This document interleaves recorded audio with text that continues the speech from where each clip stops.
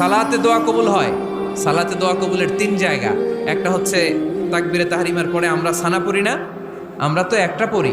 আল্লাহর হাবিব সুন্নাহ এবং নফল নামাজে আরো পড়তেন সানা, ওই দোয়া কবুল হয়। 2 নম্বর জায়গা সালাতে সেজদায় পড়ে দোয়া করলে কবুল হয়। আকরাবু মা ইয়াকুনুল আবদু মির রাব্বিহি ওয়া হুয়া সাজিদ ফাকসিরু ফিহি দুআ। বান্দা যখন সেজদায় লুটিয়ে পড়ে বান্দা আল্লাহর সবচেয়ে কাছে চলে যায়। তা কিন্তু বিশ্বনবী বলে সেজদাটা তোমার রবের কুদরতি পায়ের উপরে পড়েছে। সেজদায় পড়ে দোয়া করেন। সালাম ফিরানোর আগে বিশ্বনবী দোয়া করতেন, লা ইউসাল্লিমান্না আহাদুকুম হাত্তা ইয়াতাআওয়াযা মিন আরবা'a।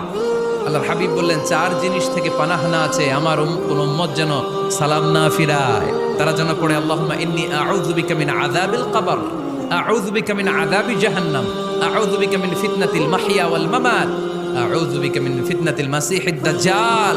আল্লাহ কবরের আযাব থেকে বাঁচাও, আল্লাহ জাহান্নামের আগুন থেকে বাঁচাও, আল্লাহ জীবন